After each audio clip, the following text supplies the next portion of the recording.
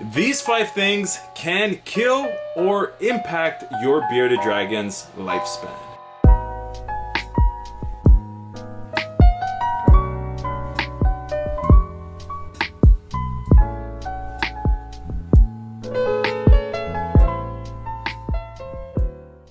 What's up, lords and ladies? Welcome back to another video on this channel. So in today's video, I'm going to be sharing with you 5 things that can potentially kill your bearded dragon or impact their lifespan.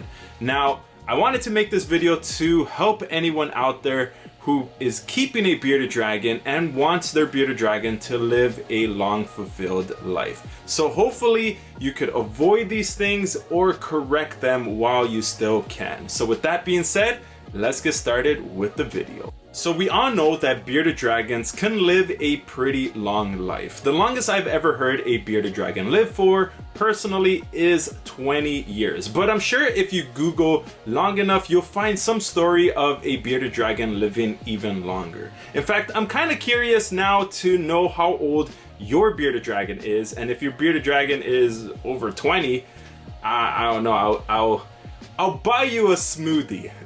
Hopefully there's not that many people. Well, I hope there's a lot, actually, not thinking about it. Jeez, what am I saying?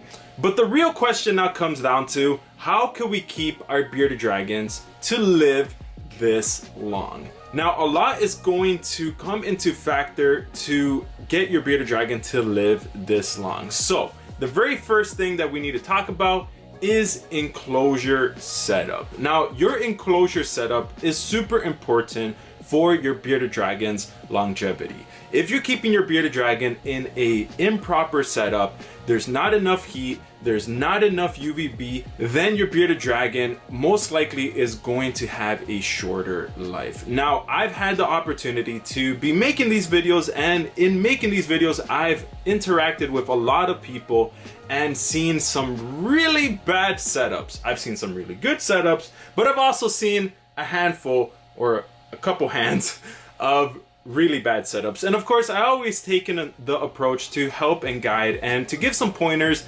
And I've seen some amazing feedback of a lot of people coming back and saying, hey, my bearded dragon's doing so much better because I've changed this, I've changed that. So there's always a very minor thing to a enclosure that you might need to change. Now, there's so many videos online on how to set up your bearded dragon properly, and I would say those are very good guidelines onto how to set up your bearded dragon. However, each bearded dragon is different.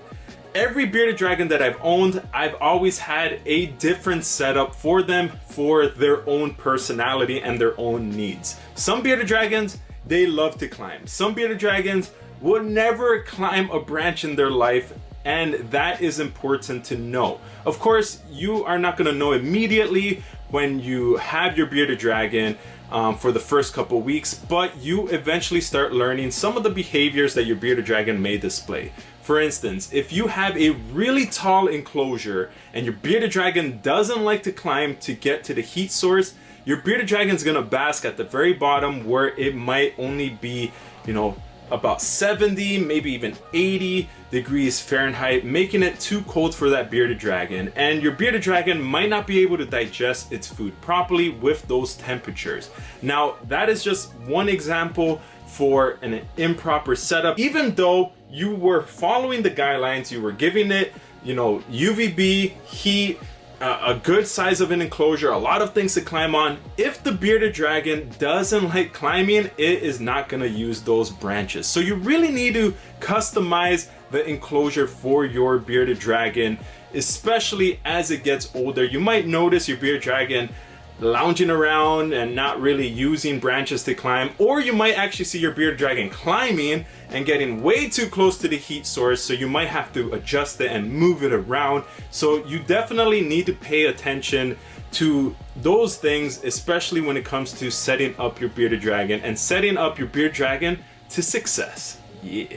So what are some important things that a bearded dragon enclosure needs to have no matter what? And that is a heat source of some sort. So that would be a nice heat dome or in fixture in the enclosure with maybe even a cage around it, so you know your bearded dragon doesn't get hurt. UVB light, so that covers your light, as well as you will need a good amount of space for your bearded dragon to move around so it's not all cramped and you know it's not able to move, as well as a water source, and most importantly, what type of substrate you use. Now, I've seen bearded dragons in sand be able to thrive, and I've seen some bearded dragons in sand not be able to thrive. So what substrate you use is also super important.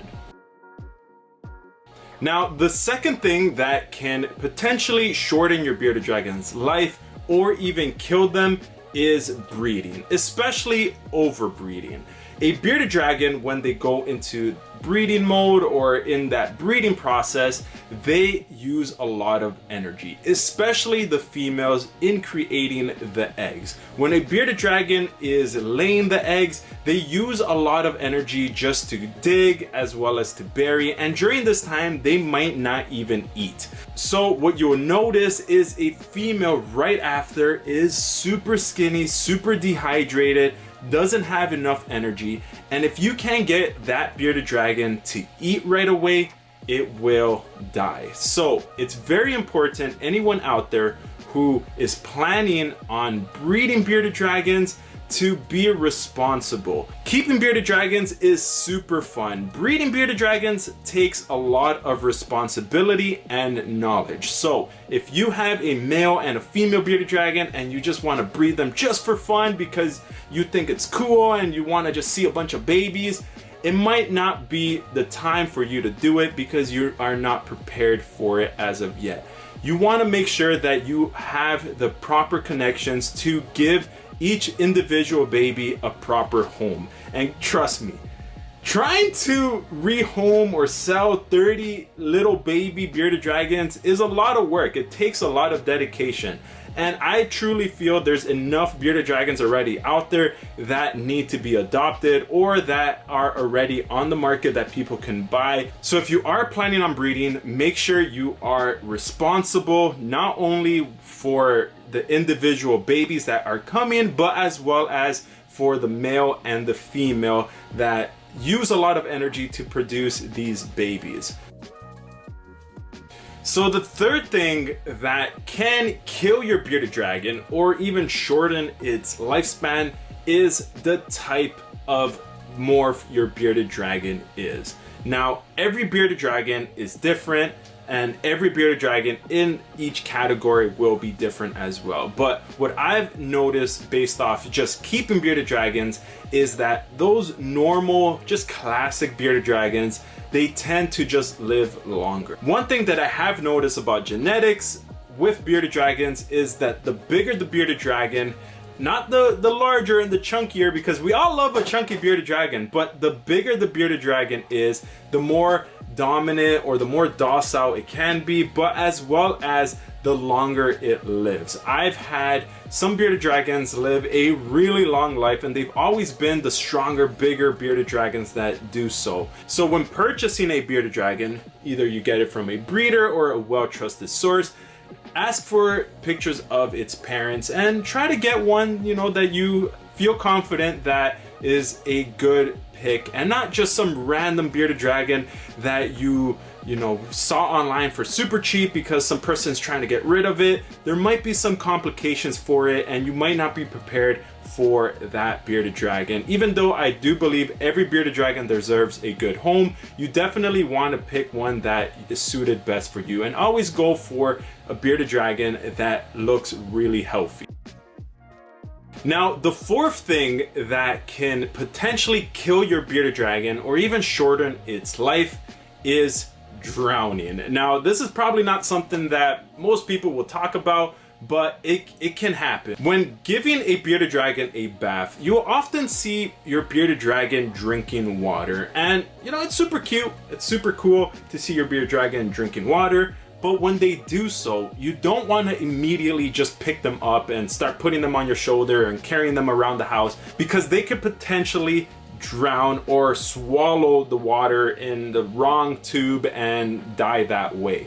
You want to make sure that the bearded dragon digested that food or that water that it may have in its mouth, and you're not just picking it up. You'll oftentimes see a bearded dragon that drank water, either swallowing it right after, and that might be a good sign, but you still want to pick them up with proper care and put them back in the enclosure for a couple of hours or a couple of minutes, and then handle them like you want to by putting them on your shoulder or just carrying them around. But you don't want to immediately just pick up your bearded dragon, because it could start choking and it could start to drown that kind of way.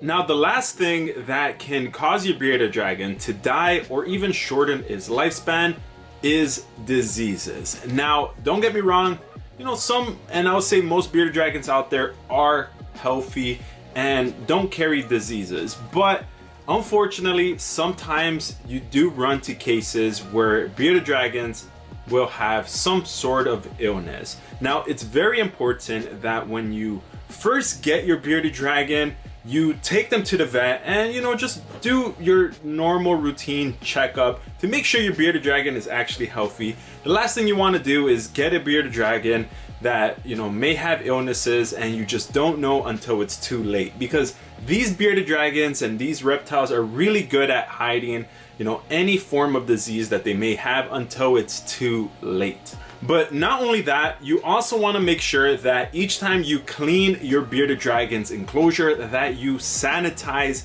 everything, and definitely make sure you are cleaning out its poop, and make sure that your bearded dragon isn't eating food when there is feces present, because that is probably the #1 way that a bearded dragon can be introduced to that kind of disease, if you are feeding them in a very dirty enclosure. So hopefully this video helped anyone out there who owns a bearded dragon, and it didn't scare you, because having a bearded dragon is a lot of responsibility, but it's super rewarding when you are doing things correctly. So I definitely wanted to make this video to help anyone out there, and anyone out there who may have a bearded dragon that you have some question, definitely reach out at _LordAlign. That is my Instagram, and I'll do my best to answer questions there. So hopefully this video helped out. But with that being said, I'm LordAlign. Keep the blood pumping, and I'll see you guys in my next video. Here we go. Peace.